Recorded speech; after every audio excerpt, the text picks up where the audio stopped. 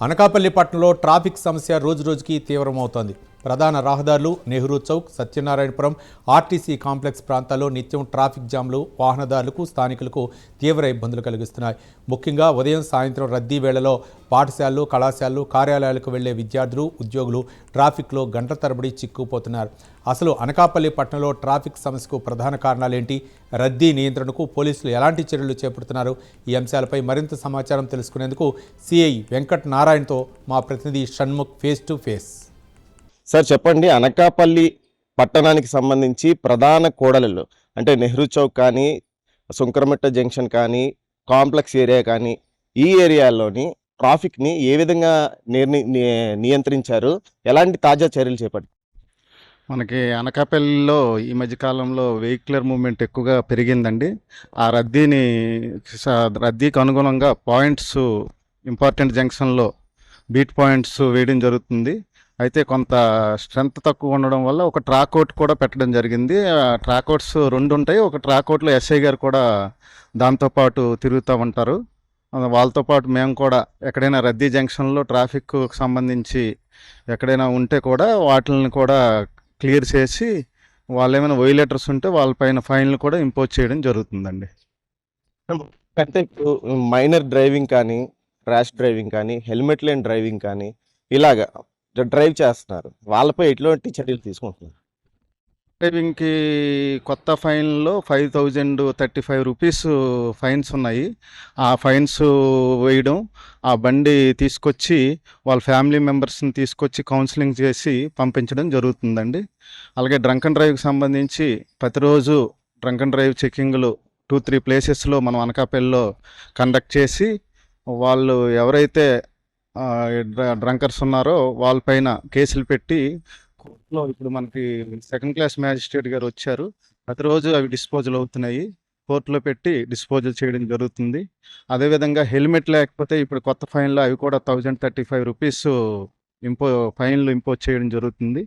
అవి కూడా ఫైన్లు వేసి వెంటనే అవి కట్టించడం కూడా జరుగుతుంది విత్ ఇన్ టైం ఫ్రేమ్లో.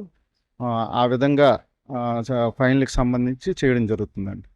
అనకాపల్లిలోని ప్రధాన జాతీయ రహదారులు ఏవైతే ఉన్నాయో, హెవీ వెహికల్స్ నైట్ పూట వెళ్తూ ఉంటాయి, వాటి మీద స్పెషల్ డ్రైవ్స్ ఏమైనా చేస్తున్నారు?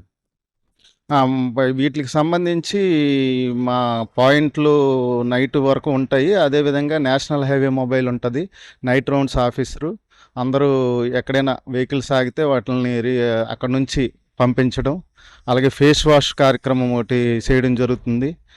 అదేవిధంగా అవి రాంగ్ పార్కింగ్ పెడితే అది కూడా 1535 కొత్త ఎంవి యాక్ట్ ప్రకారం 1535 రూపాయల ఫైన్ కూడా విధించి వాళ్ళకి కట్టించడం జరుగుతుందండి.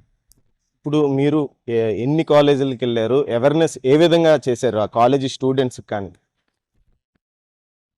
స్టూడెంట్స్కి వచ్చేసరికి చిన్న ప్రమాదం జరిగిన అది సెన్సిటివ్ విషయం కాబట్టి చాలా ఇన్సిడెంట్స్, కేస్ స్టడీస్ అవి చెప్పి వాళ్ళలో కూడా చైతన్యం, వైలేషన్స్ ఉంటే ఆటోల్లో కూడా ఫైన్లు వేయడం జరుగుతుందండి. చిన్న చిన్న ఫైన్లు.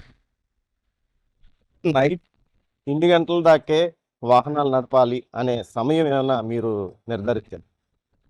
నైట్ వాహనాలు ఇన్ని గంటల వరకే నడపాలని ఎక్కడ ఉండదండి. అది డే అండ్ నైట్ అది రెగ్యులర్గా ప్రాసెస్లో వెళ్తుంటుంది. కాకపోతే కొన్ని ఏరియాల్లో కొన్ని రెస్ట్రిక్షన్స్ అని చెప్పి ఆ విధంగా ఉంటుంది తప్పించి నైట్ నడపకూడదని ఏమి ఉండదండి. నేను అడిగేది ఏంటంటే, బైక్స్కి సంబంధించి రోడ్డు మీద కొంతమంది కుర్రాళ్ళు లాంటి వాళ్ళు ఉంటారు, అర్ధరాత్రులు బైక్ రైడింగ్ చేయటం, ర్యాష్ డ్రైవింగ్ చేయటం, ఇలాంటివన్నీ చేస్తూ ఉంటారు. దాని మీద మీరు ఏమన్నా?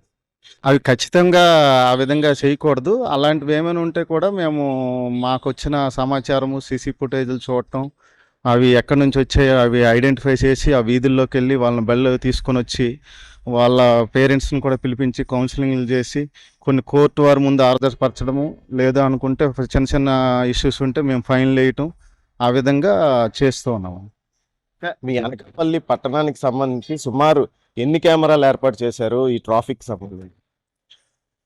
ట్రాఫిక్ సంబంధించి ప్రత్యేకంగా ఏం లేదు. లా అండ్ ఆర్డర్, ట్రాఫిక్ కలిపి మన లేటెస్ట్గా ఎంపీ సార్ నిధుల నుంచి, ఎంపీ ల్యాండ్స్ నుంచి ఇచ్చారు. దానిలో కొన్ని కెమెరాలు పెట్టించడం జరిగింది. అంతకుముందు కూడా కొన్ని ఉన్నాయి. అవే కాకుండా మ్యాట్రిక్స్ కెమెరాలు కూడా ఉన్నాయి. వాటితో ఇవన్నీ మానిటర్ చేయడం జరుగుతుంది. రైట్, మొత్తానికి చూసుకుంటే అనకాపల్లి ట్రాఫిక్ సిఐ వెంకట నారాయణ గారు చెప్తున్నది ఒకటే. అనకాపల్లి ట్రాఫిక్ సమస్య అంతా కూడా మేము క్లియర్గానే చూస్తున్నాం. ట్రాఫిక్కి సంబంధించి ఎటువంటి అనాథరైజ్డ్ పనులకి చేపట్టినా సరే యువత కానీ అలాగే వాహనదారులు కానీ వాళ్ళ మీద కఠిన చర్యలు చేపడుతున్నాం, అలాగే ఫైన్స్ కూడా వేస్తున్నాం, కోర్టులో కూడా హాజరుపరుస్తున్నాం అని చెప్తున్నారు.